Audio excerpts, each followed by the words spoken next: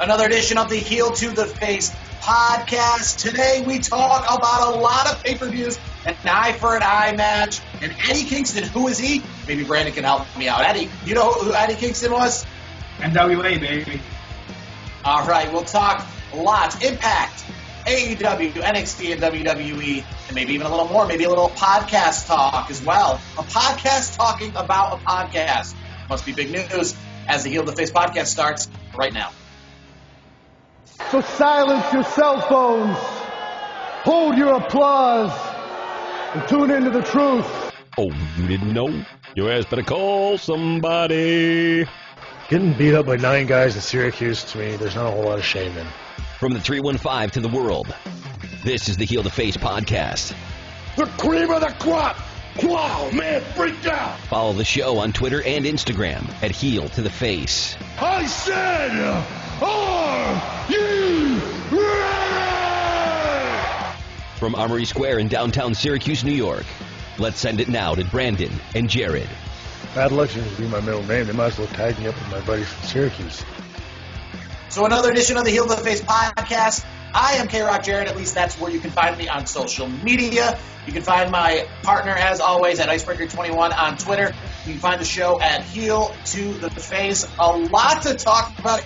In the summertime, we have a few weeks that nothing goes on, but this is not one of them. A lot of stuff going on. In fact, Brandon and I both did something probably for the first time in the history of the world in the same week, at the same time. Well, not at the same time, but either way, in the same week. We both watched Impact, and we both watched the same show. I mean, Brandon, first off, when was the last time before this Saturday at Slammiversary that you watched Impact Wrestling?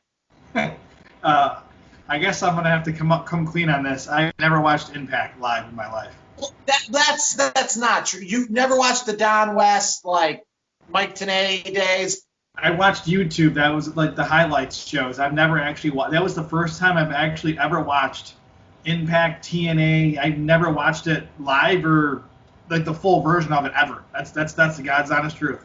I mean, that's because you do remember they went head to head with Monday Night Raw. Well, I mean, this is going on 10 years ago when they tried to go, and they had Kurt Angle, Sting, Samoa Joe, AJ Styles. I mean, the list goes on and on. Eric Young. Although I never really got into the TNA Impact, I never really got into it. I still kept an eye on it. I still read. I still watched recaps just to see what the heck was going on because, you know, Jeff Hardy was there, Sting was there, Ric Flair, Kurt Angle. The list goes on and on. So, I mean, I didn't watch it until this past weekend, but I always kept an eye on it. It's wrestling. I still got to know what's going on. So you watched it this past weekend, Slammiversary, a big pay-per-view that they said there's going to be a lot of returns, a lot of surprises. When it comes to the world of surprises, where was your was it adequate? Was it above average? Was it below average? What do you think about the surprise at Slammiversary and or after Slammiversary technically as well? I'm gonna say above average. I enjoyed it across the board during the show. It was cool because they showed a shot of Josh Matthews. I forgot the other guy's name off the top of my head. Don Callis. He was the ECW network for those of you who are as old as me. Yes. And he also and you also could recognize from some Wrestle Kingdom announcing as well. The thing was, they're talking. It was a weird spot where they were talking. It was like behind a ring post, and you see Heath Slater slide into the ring. Now he's known as Heath. I thought that was pretty cool.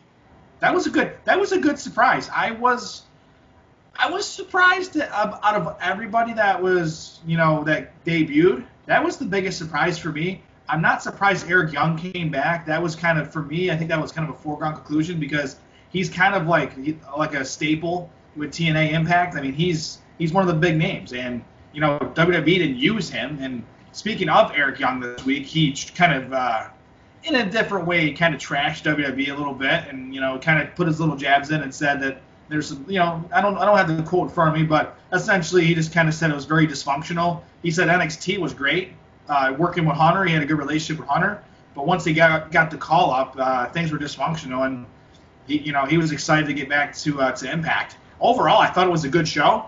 Good to see Gallows and Anderson, the Good Brothers, debuting at the end of the show there.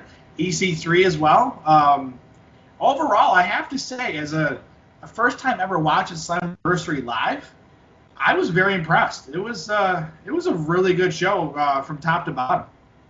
Yeah, I can only imagine if there was people in attendance as well. Probably would have added to the excitement. But so as somebody who just admitted you don't watch a lot of Impact, then you probably didn't mark out for the return of the Motor City Machine Guns. Or did you? Or were you familiar with those guys? Were you excited to see them? Yeah, I was. I'm a little bit familiar with them. I'm not. I don't know them super well, but I'm familiar with their work. Just reading stuff online and just. I always like to learn about wrestlers that I'm not too familiar with because you and I talk about stuff off the air. I have other friends that watch a lot of indie wrestling, and they're like, hey, there's a guy to look out for, or a group to look out for, and I'm always down to check new stuff out, check YouTube, read stuff online, and just kind of get to know people. And I've seen their work. They're a good crew, and overall, I thought the matches across the board were fantastic. I thought the main event was great. I think it wasn't the guy who won. Wasn't he a 2CW guy? He was a 2CW guy. At one time, he was a 2CW champion, Eddie Edwards. I know you don't watch a lot of Impact Wrestling, as we just obviously alluded to. But Eddie Edwards, probably in 2CW as well as around the Indies. I'm not going to give 2CW the 100% credit here. But he made with Davey Richards the tag team of the American Wolves, who were so hot in the Indies that they ended up going to Impact Wrestling and being super hot there. If I'm not mistaken, they were in Ring of Honor together. I'm not exactly sure what Davey Richards is doing now, but I mean, Eddie Edwards has been around. He's been around the indie scene. I wouldn't be surprised if 2CW brings him in for their show come December. They actually just made some announcements for those of you who are just watching Slammiversary. So they made the announcement, obviously, so they'd be fresh in your head because they knew a lot of people were probably watching it, that Rich Swann and Sami Callihan are both going to be, and Sami Callihan apparently is the current 2CW heavyweight champion. He was the last with the belt, so he's going to be defending the belt, quote unquote, at the 2CW show. So if you just watched Slammiversary and you liked what you saw, come right to the Cuse in December, those two guys. And obviously you're very familiar with Rich Swann.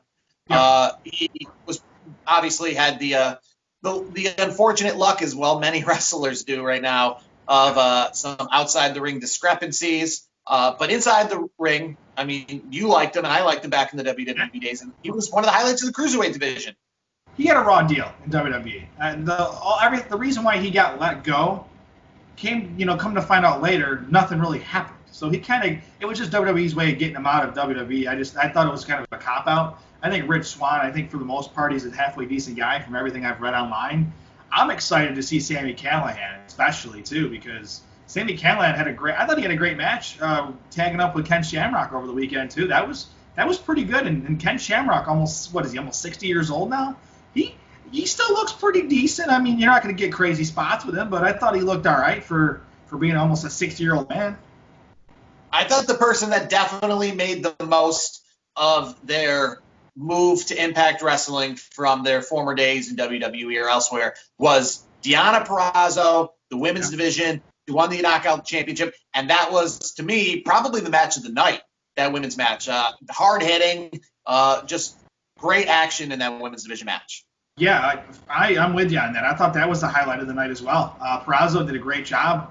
That was just a nonstop, just a great technical match. Both ladies did a great job, and I enjoyed every second of it. I had my eyes glued to it. It's good to see Deonna getting that momentum in Impact that she never got in WWE. So it's good to see her doing well. The final thing I'll just say about Slammiversary was it was cool to have the surprises, but not in the spots that were super predictable. Obviously, we were predicting when the Open Challenge at the beginning it was going to be the Good Brothers. It wasn't. We were predicting in the Fatal 4-Way match that it was going to be EC3. It wasn't. But those guys still did come in to the company. They just didn't come in the spots that you were expecting them to come in. So they shuffled the deck a little bit. And obviously, we even saw Kurt Hawkins as well. He is making his impact. I don't know when he'll have his official match. He might have had it this past Tuesday. All I know this past Tuesday, I saw that the Motor City Machine Guns ended the one-year reign of the North and became the new Impact Tag Team Champions in their match. And good on Impact Wrestling as well to kind of tease something, because they do a lot of eyes were on Slammiversary, so kind of tease something for their television show on Tuesday night to obviously try to get the ball rolling and get people to watch. Yeah. I mean, they're obviously that's momentum right now. I think overall they're doing a pretty good job. And actually, I was reading a lot of reports that it was very close for AEW to get the Good Brothers. It was neck and neck, and they ended up going to Impact. So that was. I want to get your thoughts on that. Do you think they made the right move to go to Impact versus AEW? I mean, I know it's so early on, but what are your thoughts on that at this point? Oh, I figure that they made the right move because if they got offered an AEW spot, what made them turn it down must have been something big. I think AEW obviously is the big company, and AEW might have even offered them more money. But there must have been some reason why they picked Impact Wrestling. I don't think have allegiance to Impact Wrestling. It's not the hometown team or anything like that. So maybe they just feel that they are going to be used better in Impact Wrestling. We've seen it before. We saw it with Cody Rhodes and other people. You go somewhere where they're not expecting you to succeed, and then you tear the house down. You become a household name there, and then you'll demand a high dollar when you want to go elsewhere. They were kind of coming in, decently hot, but not that hot going into AEW. But now they can run rimshot over your Impact Wrestling at AEW and maybe make big names for themselves. Maybe while they're in Impact Wrestling, they can do some shows over in New Japan as well, and they can really bump up their stock again and make AEW, let's say, their offer to be bigger next time around. Yeah, I mean, imagine the Good Brothers in AEW. I think there's too much competition in the tag team division. I mean, FTR just got hired on. They just brought them. They got signed to AEW recently. The Butcher and the Blade are on fire right now. Butcher and the Blade are Buffalo guys, so they're upstate New York guys or Western New York guys. But I mean, that tag team division AEW, I think from top to bottom is probably the best in the game right now. I mean, what are your thoughts? Yeah, I mean, obviously the Young Bucks and Butcher and the Blade, I thought this past week on Dynamite put on a pretty good match. The problem I have with it is because, unfortunately, we just keep running shows from the same venues over and over again. So that would have been a really cool match, maybe from a different venue. But while watching that match the whole time, all I could think about was that Stadium Stampede match where they literally went through all the same barricades and went through the same concourse and pretty much the same elements of that stadium because it is Daly's place, the same place they had the pay-per-view. So it looked all the same. I enjoyed it. One quick question about Dynamite. Are there people there buying concessions? Was that just for show? They went through the plexiglass. But from what I know, no one's supposed to be there. I saw they slammed on a table that said drinks were for sale. Got a little confused there. Was that just for show? Yeah, I think it was just for show. I mean, I know AEW does have, I would say, obviously other wrestlers that are going to be part of the attendance, part of the crowd. But also, I think there's AEW employees and families that are going. So I think even if they were selling stuff, I don't think it's that big of a deal because I think Tony Khan has done a great job. The whole AEW group has done a fantastic job of making sure everybody's tested regularly, making sure the spread is. I guess my question is: were concessions actually open, or was that just like a? I think it was just one of those plexiglass dividers, and I'm sitting here thinking are these concession stands even open? And they've probably been closed this whole time. So why would they be fitted and ready to go? I think it was just part of the setup. And just to hit one last thing on the Butcher and the Blade and Young Bucks, I liked that in the beginning of the match. Butcher and Blade, I think if I was watching that correctly, I think they had stakes up front in the beginning of the match. That was a nice take on that. If I saw some stakes getting thrown around, so Butcher and the Blade, stakes are kind of important. So I thought that was kind of cool. But you said this week, we talked off air, that you liked NXT more than AEW this week. What did you see in NXT that you liked? Do you like the fact that Keith Lee gave up the belt? Do you want to see because I feel like this happens every single time anyone has two belts. Somebody always relinquishes it. It kind of defeats the purpose. Or do you like that? Do you like the fact that they get the better belt and then they relinquish the other belt? I don't mind it. In this case, I'm okay with it. I kind of do it as a case-by-case, analysis, I guess. In this particular situation, I do like it because, obviously he's going to hold on to the NXT Championship. The North American, as we know, that title is kind of the equivalent, I would say, to the U.S. or Intercontinental title on Raw or SmackDown, respectively. Now, what I like what they're doing at this point is they're doing these triple threat matches leading up to a ladder match. The winner of the ladder match takes the prize, so to speak. And I have to say, I really enjoyed watching Bronson Reed actually win that match against Strong and and Gargano. That was a surprise for me. I didn't expect that, to be honest with you. I figured they're going to give it to Gargano and have him push his way into the North American title picture. That's where I was going. I'm very surprised, but I enjoyed it. I think Bronson Reed is a guy to look out for. He's got a unique look. I think he's the thick boy. He's the resident thick boy. I think he did a really good job. He put a good match on with Strong and Gargano, so I enjoyed that match. What I'm really looking forward to be honest with you, is next week's match, the triple threat match where you have Thatcher. You got you got Thatcher, then you have my boy, what the heck's his name off the top of my head? He goes by Samuel Shaw on the indie circuit, Dexter Lumis. And then you have Finn Balor. That's going to be a good match. That I cannot wait to see that. That's going to be fun because you have these interesting styles of Dexter Lumis, who I love, and I love Thatcher too, and obviously I'm a big fan of Balor. That triple threat match is going to be a great. That to me is the match of the week next week. From everything that's already been advertised, I think that's going to be a hell of a match. It's just I'm hoping that they push Dexter Lumis. I'm part of the Dexter Lumis movement. Let's push him. But I think they're going to go with Balor, so I guess we'll have to see. But it would be cool to have like a Bronson Reed, a Dexter Lumis, get some guys in there that haven't had a championship. So it gets some fresh faces at the top, and that's why I would like the Keith. That's why I would say Keith Lee doing that gives opportunity to guys that haven't had the opportunity before. So in this case, I think it's a good thing. But if they're just going to put the belt on Balor, why didn't they just face Keith Lee to begin with? Yeah, no, I agree. I like to see the new NXT, the new blood, the Karrion Kross, the Drajovic, the Dexter Lumis. I like to see Gargano's a great wrestler, one of the best. Yeah. But that's why people get called up in NXT, because you overstay your welcome at that place and you want to see some fresh blood. It's kind of like minor league baseball to AAA baseball, where you like the veterans because you recognize their names, you understand who they are, but at the same time, after a while, you want to start seeing some prospects, you want to start seeing some young guys, and the other guys kind of overstayed their welcome. And somebody who I guess, I don't know if he overstayed his welcome, but we'll move on to that. A guy who was the former NXT champion, Adam Cole, on the Pat McAfee show this past week. Things got a little out of hand. There was some F-bombs even said. The question obviously on everybody's mind was this a work? 110% work. Pat McAfee, is one of his dreams is actually to be in an in-ring capacity. I'm a big fan of Pat McAfee. I know I've told you that before. So having Adam Cole on and doing that whole segment, that was money. Pat McAfee is money. Adam Cole is obviously money. If Pat McAfee can lay down a few moves and look halfway decent, which I think he can because Adam Cole's that good, I'm excited. I'm on board. Let's get the match going. What I guess blurs the line of that was obviously the excessive use of like the F word and other curse words that aren't used in WWE programming per se.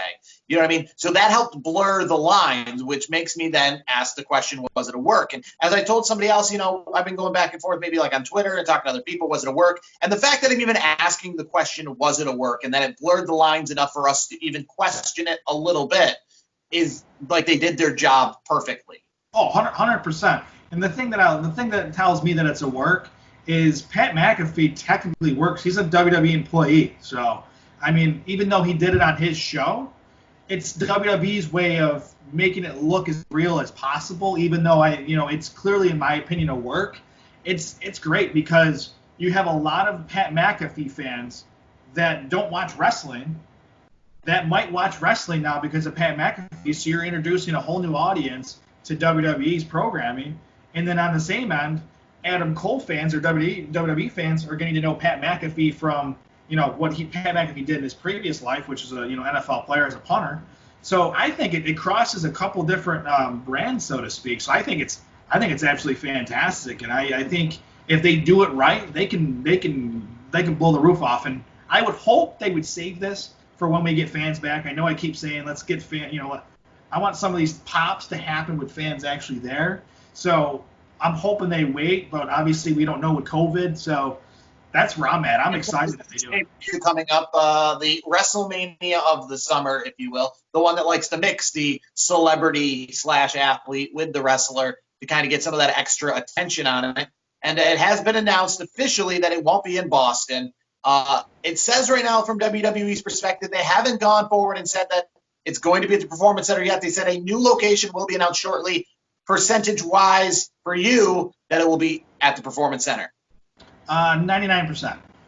I'm so pretty you sure. do 1% that they might find another home and try to get it in front of an audience. Yeah, I think that 1%. I'll just put 1% just to say if it does happen. I did say, hey, you know what? There is a slight chance, but I really don't see it changing. I think the venue is going to be where it's been this entire time. Let's just get this COVID thing nipped in the bud, and then let's get fans back, because that's the life. I've been saying that once now. We were hoping that SummerSlam was going to be with return.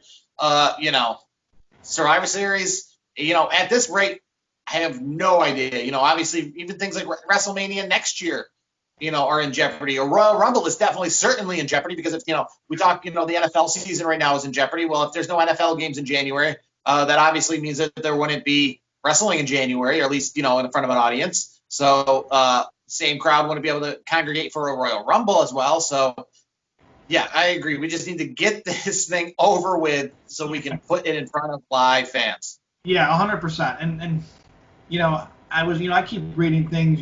It's hard to decipher what's really happening with the vaccines and stuff for the COVID. So honestly, I wouldn't be surprised if we don't see the next big pay-per-view with fans could be Royal Rumble. But I'm hoping by Survivor Series this whole thing is under control and we get fans. And you and I selfishly can go to Rochester for AEW and to CW in December. I would love to go to Washington State to watch a Monday Night Raw in person now at this level. I think the show, when they do return the fans, that's the thing. Even if they could return the fans for like Hell in a Cell or something, I think the better bet would be to make it like the Survivor Series or something like that. Because when they do return to fans, you don't want it to just be a lackluster SmackDown or something like that. You want it to be like a real big show, because I feel when they return fans, I won't be surprised if they do the Hall of Fame that weekend. Obviously, they're going to try to put NXT with it. It's going to be this year's WrestleMania, essentially. Yeah, and I'll say this. I think you're right. I think you hit the nail on the head. When fans can show up again, it's got to be. You can't be at a random, Monday Night Raw or a SmackDown. It needs to be at a pay-per-view and I would say one of the core four. Either Royal Rumble, obviously Survivor Series before that, or going over to the other end in 2021, going to WrestleMania. Those are the best chances, because here's what happens. As soon as the COVID thing is under control, assuming it gets taken care of soon, the first event that WWE can have fans again, you bet your ass they're going to sell that place right out, because people are going to be so excited just to get back into an arena to watch wrestling again. Speaking of pay-per-views that were not in front of fans as usual, we'll end the show talking about Extreme Rules. That was this past Sunday. We'll get your comparison of Extreme Rules, I guess, for Slammiversary. Which one got the thumbs up for you when it comes to the weekend? But let's just talk Extreme Rules. The eye for an eye match. Were you actually happy or not happy that the eye for an eye match didn't have CGI and was just pretty bland? Yeah, it sucked. That match was awful. And it was. Would you rather have CGI? Because I tell you what, I didn't necessarily like the match, but I liked the fact that they didn't just jump out and do something absurdly ridiculous with an eyeball rolling down the aisle. No, the whole thing, the whole setup was dumb. I didn't like it at all. I think it was awful. And then you get Seth Rollins to oversell it with the puking and stuff. Like, to me, that was awful. I mean, if I had to pick any match that was even a highlight, I don't even know if you can call it a highlight, but the Bray Wyatt and Braun Strowman match, the Swamp match, I guess, was the only thing that really got my attention. And here's the thing, it wasn't even the setup itself, the new movie scenes that we're doing now. It was Alexa Bliss was in that, so that was the most intriguing part of that whole thing. I just thought, I'm going to give it 2 thumbs down. I thought the whole show was just a disaster. Yeah, the eye for an eye match kind of annoyed me with the reactions from the announce team, because it was an eye for an eye match heading in. don't say that, you didn't expect this to happen or you've never seen such a horrible, when you knew heading in what it was supposed to be. I mean, that's what it was advertised to be. I don't know the highlight for me. I mean, the swamp match to me felt a lot like the Boneyard match. Actually, it felt a lot like the Bray Wyatt match at WrestleMania as well. I think of all these cinematic matches, the one that really got it right. Now, obviously, I think that the greatest wrestling match ever, I think that's a cinematic match, but at the same time, I don't want to put it in that category. Let's just stick to the ones that didn't happen inside a wrestling ring. So you got the ones at WrestleMania, you got Money in the Bank, you got this swamp match. And I think that the Money in the Bank is the highlight here because that's the closest one that resembles a wrestling match where there was a winner at the end. Just like a regular Money in the Bank match, you have a winner, a loser. It felt kind of like a competition. My problem with these cinematic matches is they seem just like a promo for the go-home show before the match. If Braun Strowman and Bray Wyatt were fighting at WrestleMania, that would have been a segment on Monday Night Raw. That wouldn't have been a match because where there's no winner, there's no loser. I guess the Boneyard match at WrestleMania had a winner and loser. And, I guess Bray Wyatt got the pinfall on John Cena at WrestleMania in their Firefly Funhouse match. But overall, this match didn't feel like a match. It just felt like a cool segment. Yeah, WWE's been doing a lot of this cinematic stuff for, the last few months. And I have to disagree. I thought the Money in the Bank, I didn't really care for it. I thought it was awful, to be honest with you. Going back and thinking about it. If I had to pick any match, I think it'd be Taker and Styles would have been the best out of those type of matches. Because here's the thing. It made Taker look really good. And who knows, this actually might have been his last quote-unquote match. And if he's happy with it, then I'm happy with it. Because if Taker says he's done, then obviously the match, was his. It actually either made it, hit his expectations or exceeded. So in my book, I think that's the best out of the cinematic ones so far. I just thought I'll jump right into Slammiversary. I will give Slammiversary. I won't give it 2 thumbs up. I'll give it a 1 thumb up. I thought it was a pretty good show overall. Definitely better than Extreme Rules, and I think it was overall. It was just the better show of the weekend. As you talk about The Undertaker being done, obviously AJ Styles reminded The Undertaker he hasn't ever won an IC belt. And as after Extreme Rules we saw, well, it wasn't exactly, Tales, was it, what the Tales from The Undertaker, wasn't exactly The Last Ride Part 6 per se. But the fact that they're continuing on with the show and doing more episodes of it with AJ Styles calling out The Undertaker, saying he never won the IC belt. He may not be done just yet, but he can't say he's ever officially done. It's Undertaker. He could say he's retired a million times over, but the last time I watched, the last ride, and when he said he's pretty much at this point done, that he looked right in the camera and said it. Obviously he could be working it, of course, because it's Undertaker, and he's one of the best workers across the board in wrestling history, one of the best, And so it could be a work. He could be just building it up just to come back again because that's what Taker does. But something about the way he approached it, I really think he wanted to do it kind of on his own terms. And I think it was a dream come true for him because I think deep down he wanted to wrestle AJ. And that was the only guy that he really felt like, oh, crap, I've never got a chance to wrestle one of the best wrestlers in the last 20 years. So why don't I just make it my last match? And he even said it, though. He wasn't coming back for just anybody. He said, if I'm going to come back with anybody out there, wrestling these days, he said the only person he'd come back for was AJ Styles, and he did. They put on a good match.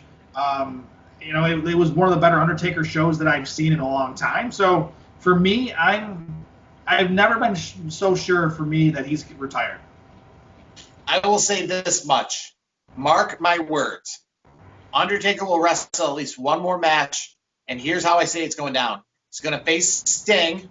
And it's going to be it's obviously going to happen at WrestleMania in front of fans. And it's going to be mostly cinematic, but with the pinfall or the final of the match ending in the ring. So you get The Undertaker looking, and Sting as well, looking good in a cinematic way. But obviously the whole reason this match is happening would be so that the fans could give both of those guys a final send-off. So it'll be one of those like House of Horrors matches where something will start off where 20 minutes of this match won't be in the ring, but the match will end in the ring. The way you're saying it, that sounds cool. But I don't know. I just think Taker's done. I'm pretty sure this time, and that's hard for me to say because on all these years we've been doing this show, I've ragged on Taker. All right, just hang up the boots, man. Like, what are we doing? And at this point, I think he's at peace with it. So I think he's done. I really do. As much as that sounds good, and I would see it, I would love to see it because it's Sting and Taker, of course, in a cinematic fashion, and in the ring, that's cool. I just think Taker's done. That's where I'm at. All right, so time will tell on that, as that's going to do for this week's edition of the show. You can find myself on social media at KRockJared. Find Brandon Clements social media at Icebreaker21, and the show at Heel to the Face. It's on Spotify, iHeartRadio, and SoundCloud. All those links are weekly updated in our Twitter feed, and we are also in iTunes and Google Play and other places as well. Till next week, for Brandon Clements, for myself, Jared Wicks, it's been the Heel to the Face podcast.